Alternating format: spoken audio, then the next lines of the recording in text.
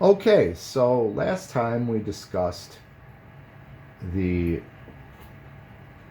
quartal shapes that you can derive, some of the quartal shapes that can be derived from a pentatonic.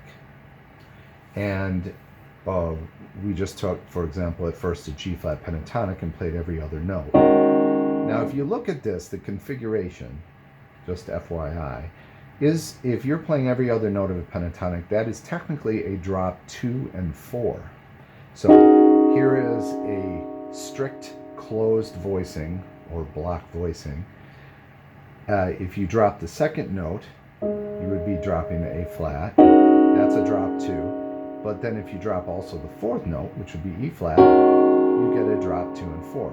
And that's what gives you the configuration of every other note. Okay? So now, hopefully you've gone through all 12 pentatonics, working through independently with the voicings, with the voices, all the shapes of them. So once you feel confident with those, then we can talk about application.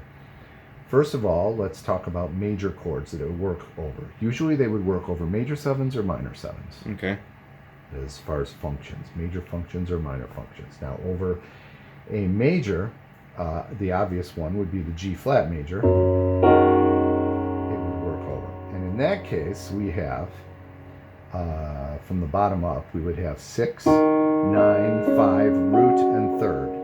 So a very grounded voicing. And then again, you could work through.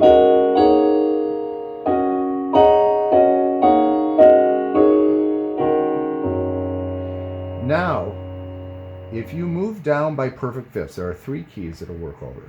So we were just on G flat. So now if we move down a fifth to B, and now let's think of this as an F sharp pentatonic.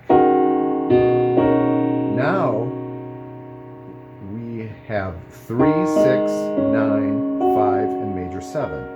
So there's only one note difference. Yeah, so we've given up the root. Huh? We've given up the root that we had when it was G flat. But now we've got a major 7. So that's a very nice configuration. It's a little bit thicker texture. And if, say you have a bass player or you hit the bass yourself, you get a really nice sound. It's got the quartal sound of the 6th or 13th in it, but it's also got the major 7. So it's a very nice blend. Then if we go one more fifth down from B to E, now we've got all chord tones, all the chord tones pertain to E major.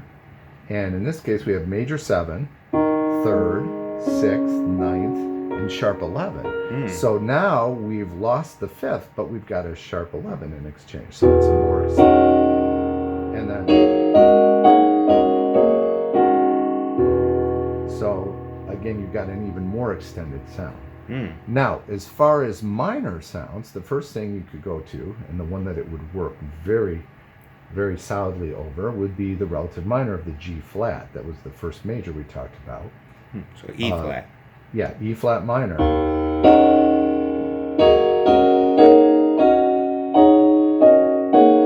And just to be clear, any of those voices could be used as an E flat minor voice. That's right, and we can think of those in a loose sense as inversions. We're inverting the voicing. You could move all the way through them, which is why I had you move through those. It's the same collection of notes. The same 5 notes. We're just moving through the different. That's right, the different inversions. So, okay. So now, depending on which chord it's representing, some, because of the overtone series with the bass, some may blend more, better than others. So that depends on context, and there's a lot can be discussed with that, but that's beyond the scope of this short video right now. In any case, now there are actually 3 keys that 3 minor chords for which these 5 notes are all chord tones for, and it also moves in perfect fifths. So E flat minor. Then if you go down a fifth to A flat.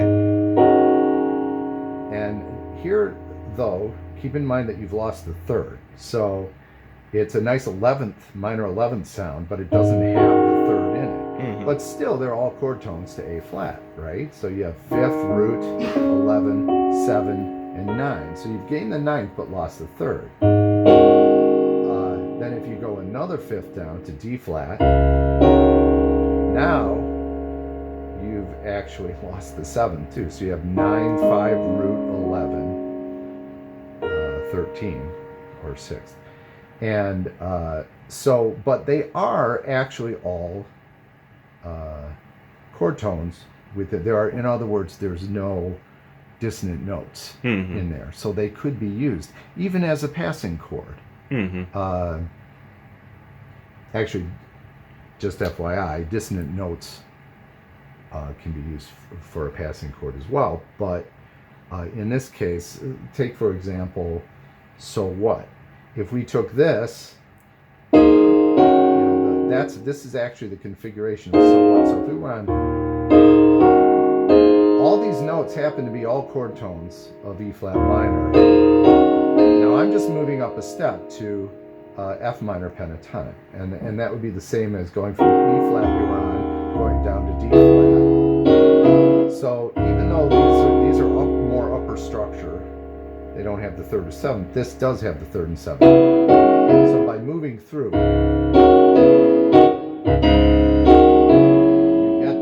you get the full sound of the voice. And keep in mind that these are quartal voicings. This is not quartal harmony. It's a misnomer to think of it as quartal harmony. The harmony is tertian. Yeah. The chords are built in thirds. So because they're quartal voicings, trying to express tertian harmonies, sometimes you have to move around with them to fully define the chord, and that's fine because you're trying to get an effect, a quality from these shapes that you wouldn't get from doing pure tertian. So don't even try to make them complete. If you try to make every voicing complete, the more complete it is, the more it's just going to sound tertian. So this is why, do we have enough time to talk about, I was going to say, fewer voices you can pertain to more chords. So if you just look at, if we took C minor, these are perfect fourths, 3 notes.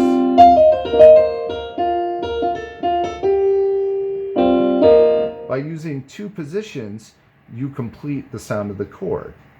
So this is maybe what we'll talk about next time. Oh, okay. That sounds good. Okay. Yeah, but in this case, what you want to do is you want to practice going through the different chord types and finding these shapes, how they would go over them. So find how this same shape could work over 3 different major chords and at least 1 minor chord. Oh, that's very helpful in understanding the application of these shapes. Okay. So, how are we with time? That's about good. Yep. All right. Well, thanks so much, Rob. That's very helpful. And join us next time for part 3.